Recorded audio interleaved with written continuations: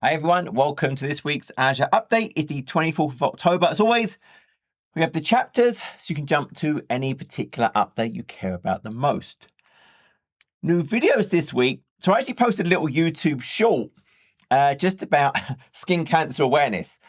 Basically, if you ever have a skin blemish that is there more than 2 months, then you need to go and see a specialist, because what I found out from the surgeon is skin replenishes every 2 months. So if any blemish or like a sting or something is still there after 2 months, it's something else. So go and get it checked out. I am totally fine, all good, but just really an awareness thing. On to regular videos.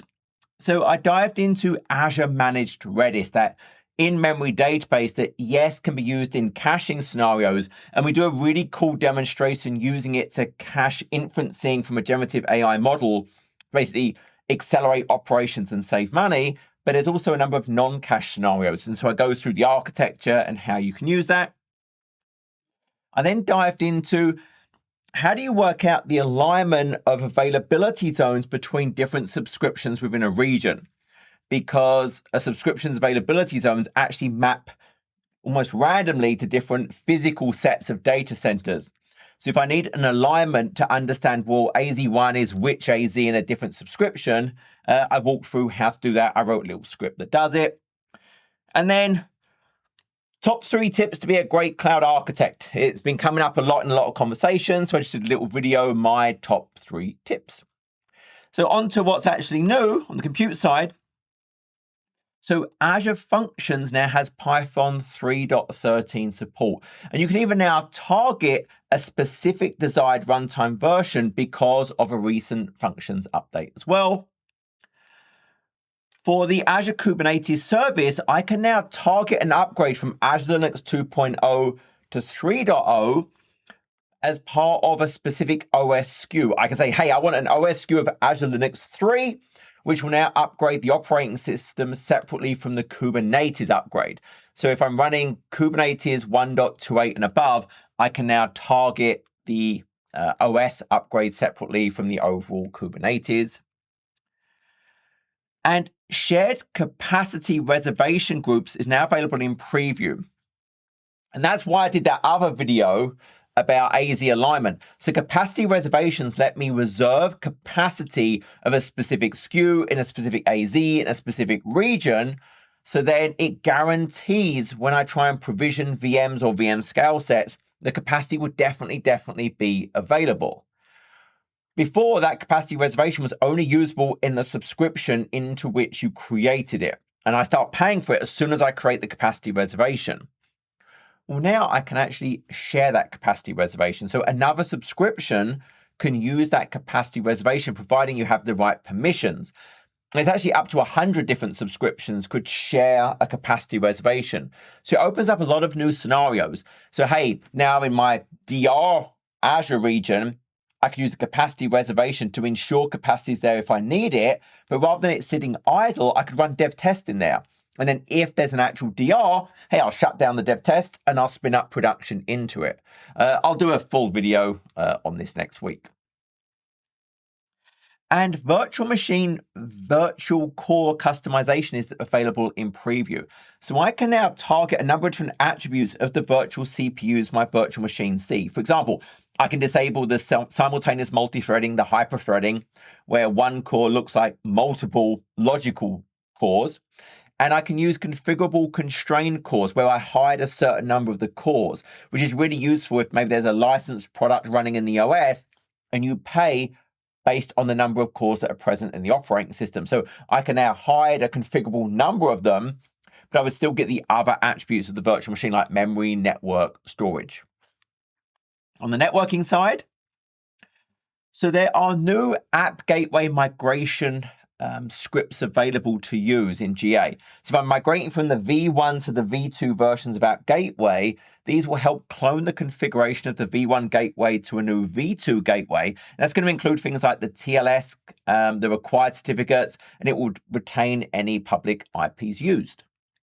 On the storage side, So Azure Storage Mover now supports cross-cloud migration, specifically from AWS S3 to an Azure Blob migration. So that's now GA. It's going to help accelerate doing those cross-cloud storage movements. Database. So for the Azure Managed PostgreSQL Flexible, there's now a near zero downtime scaling capability. So what that lets me do is I can now scale an instance in less than 30 seconds of impact. It ranges between 10 and 30 seconds, but that could be changing the compute tier. It could be modifying the number of vCores, and because previously that took between 2 and 10 minutes. But what it's now going to do is create a completely new instance of the SKU, replicate the content, synchronize, and then switches over. Now, if you have read replicas, there is a specific sequence that you have to follow, and that is fully documented in the Microsoft Learn documentation. Azure SQL Managed Instance has an update to the way it supports redirect. Now remember, SQL Managed Instance is all about providing the closest compatibility for a migrated on-premise SQL workload. Now, if I want to use the redirect option for the client connections instead of proxy, the gateway will tell that T-SQL client to abandon the current connection via the gateway and to connect to the primary replica directly. So that's going to improve performance. It removes dependency on the gateway functioning. But there were previously limitations that would often require clients to still use the proxy, and I'd have to keep that proxy configuration. But those have been removed.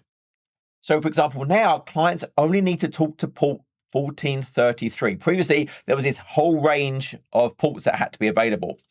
And for older clients that don't understand redirect, they are transparently now just proxied. So I can now go ahead and set redirect and not worry about older clients not working. And I can now convert even geo-replicated database, but only one geo-secondary replica, to hyperscale. So remember, hyperscale, the compute, the page servers are separated. I get higher capacity, higher performance capabilities. And I can now migrate even if I have a geo-replicated database. On the miscellaneous side, so there is a new Malaysia region coming. So that's going to be Southeast Asia 3. It's private preview right now if you want to start experimenting, trying that out. There's now a containerization assist for MCP servers. So it's an AI-powered containerization assistant. What it's going to do is help build, scan, and deploy Docker containers via VS Code and other MCP-compatible tools. It's open source. You can go and check it out on GitHub. It's going to help you with those sort of MCP server organizations and deployment in the organization. And GPT-4o Transcribe Diarize has been released. So this is an automatic speech recognition model that converts spoken language into text in real time. So it's going to work across 100 different languages. And where it's really useful because of that real-time capability is think about customer support scenarios, virtual meetings, live events. It's now going to be able to give me that text representation that I can then go and do other things if I want with it. And then Azure Computer Vision Image Analysis is being retired in basically just under 3 years' time. So for OCT and read capabilities, switch to Document Intelligence. For face scenarios, use the Face API. Other scenarios, maybe you want to go and use the generative AI, just image capabilities, or there's the new Azure AI Content Understanding capability. So you need to go and really evaluate what it is you're using that image analysis for, and then look at what the new best option is. That is it. As always, I hope that's useful. Till next update, take care.